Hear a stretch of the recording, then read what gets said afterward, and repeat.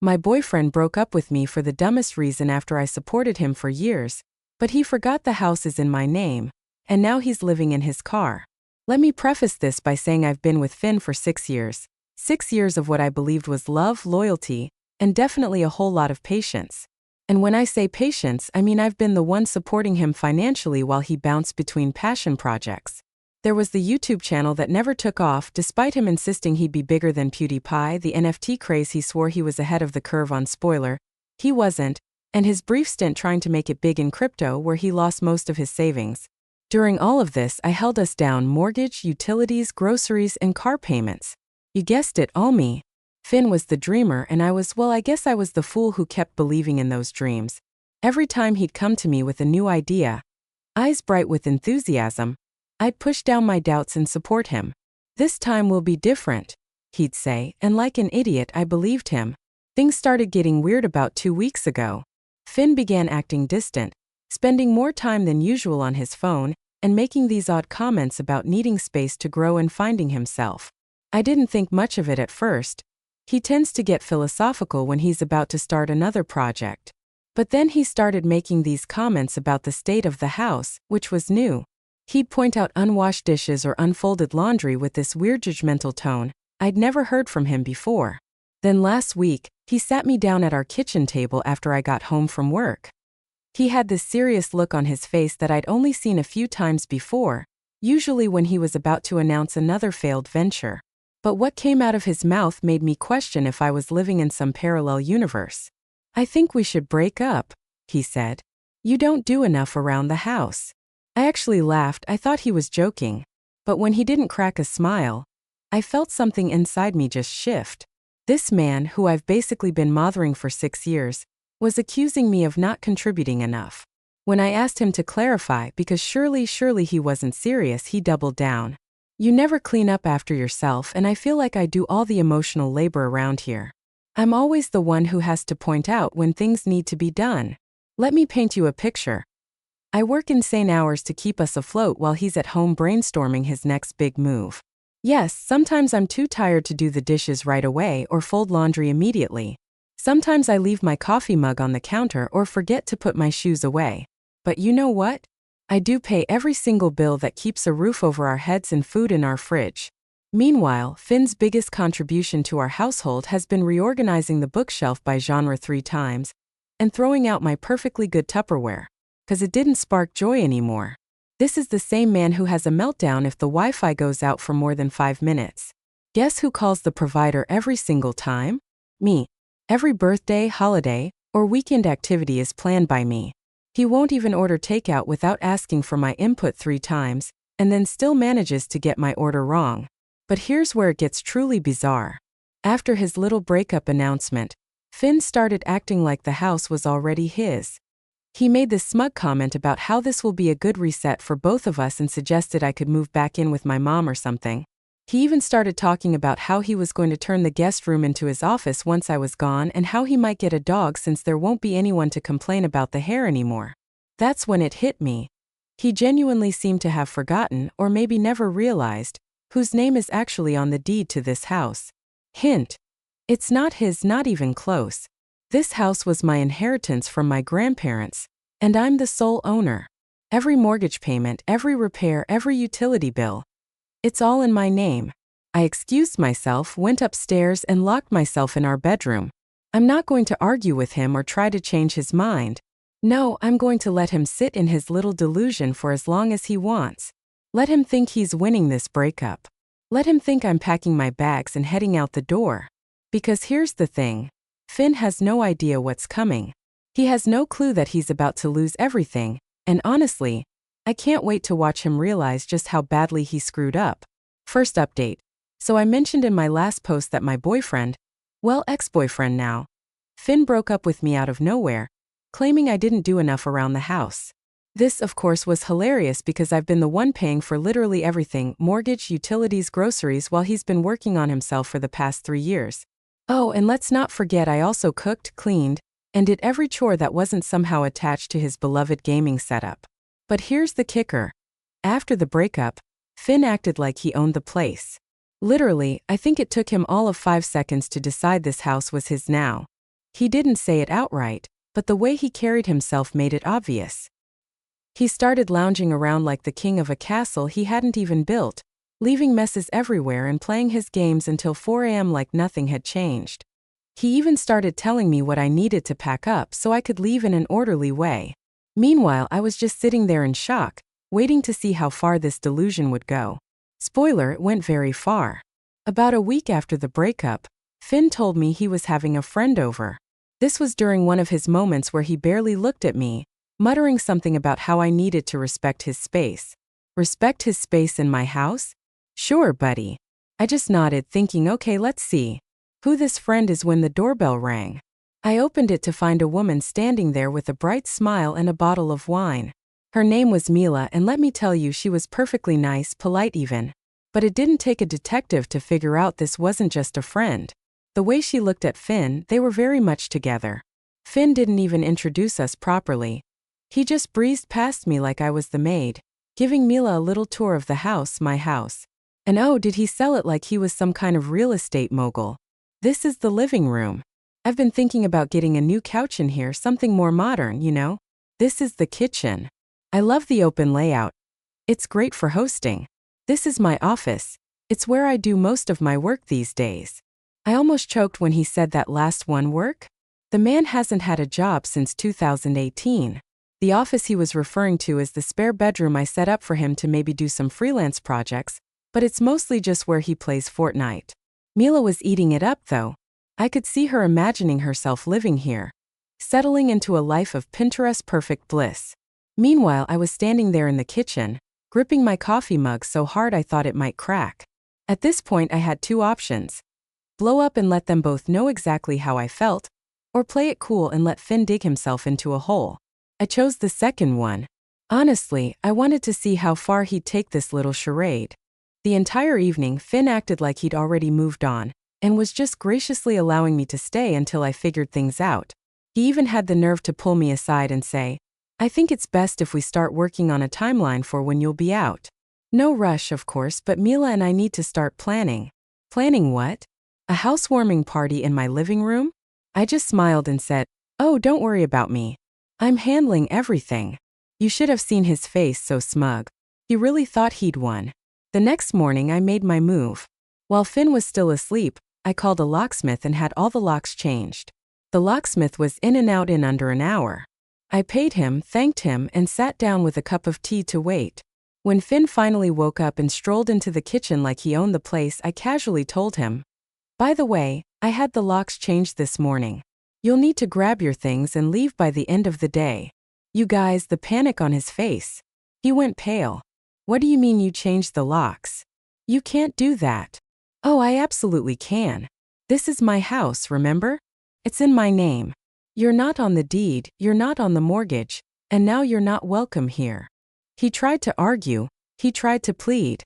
At one point, he even tried to guilt-trip me, saying, I thought you loved me. I thought we were building something together. Mila came over during all of this, probably expecting another cozy evening with her man. Instead, she got to witness Finn packing his things while I stood there, arms crossed, reminding him not to forget his gaming chair. She looked so confused and kept asking, wait, this isn't your house? Finn didn't even try to answer her. By the end of the day, Finn was gone, Mila was gone. I poured myself a glass of wine, sat down on the couch Finn had wanted to replace, and thought about how close I'd come to losing everything because I was too generous with my time, my money, and my patience. Never again. Oh, and in case anyone's wondering, Finn is now couch surfing with friends. I heard from a mutual acquaintance that Mila dumped him too when she realized he was unemployed, broke, and basically homeless. Karma's a beautiful thing, isn't it? Second update. I thought that was the end of it, but apparently Finn wasn't done embarrassing himself yet. A few days after Finn left, I got a call from our mutual friend Caleb, who wanted to check in. I could tell from his voice that he was fishing for something, so I asked him outright, did Finn send you? Caleb hesitated but eventually spilled the beans. Turns out Finn had been planning this breakup for months. He'd been telling everyone, friends, acquaintances, even his family, that he was about to take over the house and start a new chapter. He painted himself as the long-suffering boyfriend who had put up with my nagging for years. According to him, the house was basically his because of all the work he'd put into making it a home. I had to pause Caleb there because I nearly choked laughing. What work? The man barely did his own laundry, let alone anything to maintain the house. I asked Caleb if Finn ever mentioned the small detail about the house being in my name. He said Finn would probably just leave when I asked, and if I didn't, he'd figure it out. Oh, Finn. Svidd delusional Finn. Apparently, Finn was so confident that I'd roll over and give him the house that he threw himself a little victory lap before the breakup.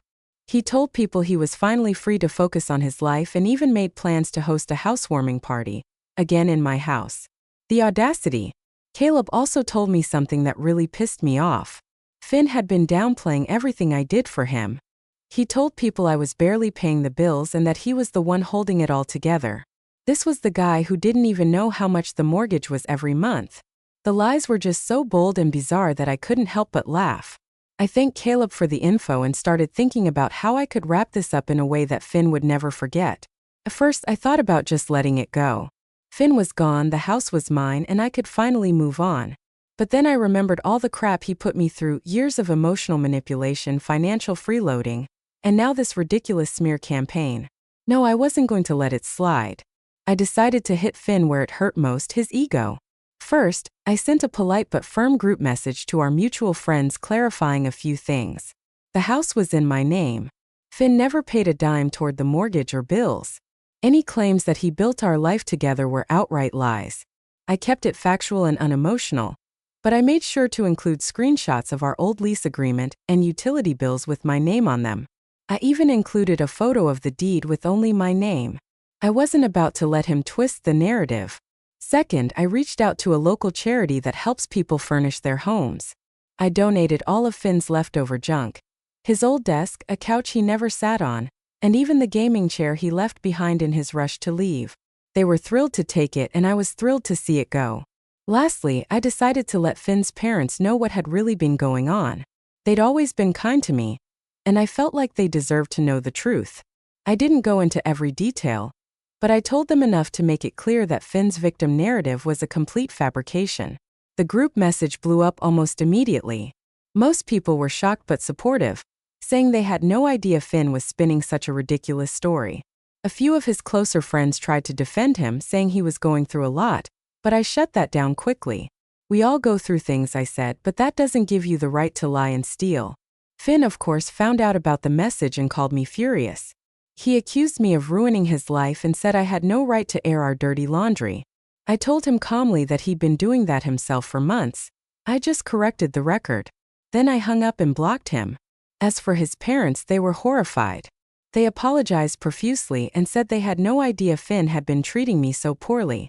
His mom even offered to pay me back for some of the bills he racked up, but I declined. I wasn't interested in money. I just wanted them to know the truth. The real cherry on top came a few weeks later when I ran into Mila at a coffee shop. She approached me, clearly embarrassed, and apologized for getting involved. She said Finn had lied to her about everything, including how the house situation was mutual. Then she told me the funniest thing I've heard all year. Finn was living in his car. Apparently, none of his friends wanted to take him in after learning the truth, and his parents weren't interested in bailing him out either. He burned too many bridges, and now he was reaping the consequences. I don't wish homelessness on anyone, but in this case I can't say I feel too bad. He made his bed, or in this case his back seat, and now he has to lie in it. Third update. So remember how I mentioned Finn wasn't done trying to get his house back? Well, grab your popcorn because this story just got even more ridiculous. Last week, I was having lunch with my sister Nora when she started acting weird. She kept checking her phone and giving me these strange looks, like she wanted to tell me something but couldn't figure out how. Finally, I just asked her what was up. "Don't be mad," she said. It started, which is never a good sign, but Finn reached out to me last week. I nearly spat out my drink. What turns out is that Finn has been going around telling everyone who will listen that we had some sort of verbal agreement about the house. According to him, we were practically married. We weren't, and he contributed significantly to the household. He hadn't. But here's the real kicker. He asked Nora for money. Not just a little money either. He wanted enough to get back on his feet and fight for what's rightfully his, and she gave it to him. Before you grab your pitchforks, let me explain. Nora and I have always been close, and she's usually the smartest person I know. But Finn apparently fed her this sob story about how he'd invested everything in our relationship and was now homeless because of me. He even showed her screenshots of some bills he'd paid years ago, conveniently leaving out the fact that he paid them with my money. I felt bad for him. Nora admitted, looking guilty, that he was living in his car and he seemed so sure about everything he said. He just needed enough to get started again. I sat there trying to process this betrayal. How much did you give him? $2,000, she mumbled into her coffee. $2,000? I was about to lose it. But then Nora pulled out her phone and showed me their text conversation. As I read through it, I realized something. My sister might be smarter than I thought. See, Nora hadn't just given him the money. She'd made him sign a proper IOU, complete with repayment terms and interest. She'd even gotten him to put his car up as collateral. When I asked her why she went to all that trouble for a small loan, she just smiled. Because I knew he was full of it, she said. I wanted proof of exactly how desperate he was getting. Plus, I figured having a document showing he had to borrow money might come in handy later. I could have hugged her right then. But the story gets better. Remember Caleb, our mutual friend who spilled the beans about Finn's pre-breakup plotting? Well, he sent me screenshots of Finn's social media posts where he's been painting himself as this victim of a calculated gold digger who trapped him in a relationship just to steal his future earnings. Yes, you read that right. He thinks I spent 6 years supporting his unemployed self because I was after his future money, the money he was definitely going to make from all those failed projects I funded. The posts are full of vague accusations about how I manipulated him and took advantage of his trusting nature. According to Finn's new version of events, he was the one who supported me emotionally while I was unstable and unable to maintain healthy relationships. This from the man who once had a 3-hour meltdown because I bought the wrong brand of energy drink. But here's where it gets really interesting. My friend Zoe has been keeping track of everyone Finn's reached out to. And apparently, he's been telling different stories to different people. Some, the victim of a manipulative ex. To others, he's a generous partner who gave up everything for me. And to a few, he's even claiming we had some sort of business partnership that I betrayed. The stories keep getting more elaborate too. Last week, he told someone I had promised to put his name on the deed as a birthday gift, but then changed my mind out of spite. Pretty creative for someone who once forgot my birthday entirely because he was too busy trying to become a Twitch streamer. Yesterday, I got a series of increasingly unhinged messages from him about how he's going to expose me to everyone we know. He's threatening to tell people about all my secrets, though I'm really curious what secrets he thinks he has, considering I'm the one who knows about his failed cryptocurrency investments and that time he tried to become a professional dog photographer with my camera. I haven't responded to any of his messages, but I did save them all. Something tells me this isn't over yet. Finn's never been good at accepting reality, and now that he's burned through Nora's money, probably on another get-rich-quick scheme, I'm sure he's cooking up some new plan to try to get what he thinks he deserves. Last update. So last Sunday I was doing my weekly grocery shopping when I literally ran into Finn's mom at the store. I tried to just smile and walk past, but she grabbed my cart and said we need to talk. Now, his mom has always been sweet to me even after everything that happened, but this time she looked different, worried but also kind of angry. She asked if we could get coffee, and something in her voice made me agree. Once we sat down, she took a deep breath and said, I need to tell you what Finn's been up to because this has gone too far. Turns out, Finn showed up at his parents' house last week with this elaborate story about how he was getting the house back. According to him, he had evidence that I had somehow tricked him into putting all the bills in my name. He even claimed he had proof that he'd given me cash for the down payment. His mom stopped him right there and reminded him that she and his dad had been there when I bought the house before Finn even moved in. But Finn just talked over her, going on about how he was building a case and needed to borrow some money to set things right. When his parents refused to give him money, he completely lost it, started throwing around accusations about how they never supported his dreams and were choosing my side over their own son. His mom looked so tired as she told me this. He's not the boy I raised, she said. I don't know what happened to him. But here's where it gets really interesting. She started telling me about all these things Finn had done that I never knew about, like how he'd been telling his younger sister that he bought me out of the house months ago, and that's why he needed to borrow money from her to renovate his property. His sister being 19 and trusting her. Big brother gave him her savings, or how he'd been going around to all their relatives telling different versions of the story to whoever would listen. To some, he claimed we were secretly married. To others, he said I had promised him the house in exchange for sweat equity. His words, not mine. He even told his grandmother that I was holding his gaming equipment hostage, the same equipment I donated to charity months ago. His mom pulled out her phone and showed me screenshots of a GoFundMe page he'd made. The title was "Help Local Man Reclaim His Home from Manipulative Ex." I almost choked on my coffee. The page was full of completely made-up stories about how he'd invested his life savings into the house. What savings? And how I had manipulated the paperwork to cut him out. He even posted pictures of my house, claiming he'd done all these renovations himself. The only renovation Finn ever did was rearranging the furniture when he was procrastinating on job applications. But the craziest part? People were actually donating, not a lot but enough that Finn thought his plan was working. He'd raised about $800 before his mom reported the page and got it taken down. I had to do something. She said he needs to face reality. She told me Finn had been sleeping in his car in their driveway for the past week, refusing to come inside unless they supported his cause. Every morning he'd leave, claiming he had meetings about getting the house back. Every evening he'd return with some new story about his progress. His mom had finally had enough when she overheard him on the phone trying to convince Mila, remember her, to be a character witness about how the house was really his. Mila, to her credit, had apparently laughed and hung up on him. "I'm not telling you this to get sympathy for him," his mom said. "I'm telling you because I want you to be prepared. He's not going to stop until he has no choice." She then did something that surprised me. She handed me a small photo album. Inside were pictures of Finn from the past few years, pictures of him at family events, holidays, casual moments. In every single one, he was on his phone or laptop, supposedly working on his next big thing while everyone else was actually living their lives.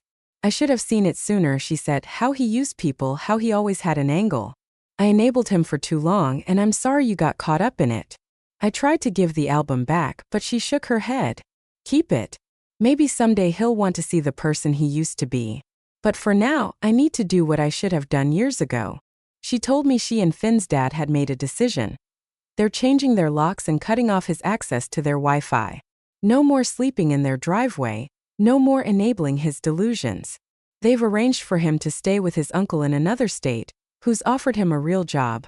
No computers, no schemes, just honest work. He either takes the offer and gets his life together or he figures it out on his own, but we're done watching him try to tear down other people's lives because he refuses to build his own. As we were leaving, she hugged me and whispered, "Thank you for showing him there are consequences. I just wish he'd learn from them." I watched her walk away and felt this weird mix of emotions. Relief that his own family finally sees him for who he is, and sadness for the person he could have been.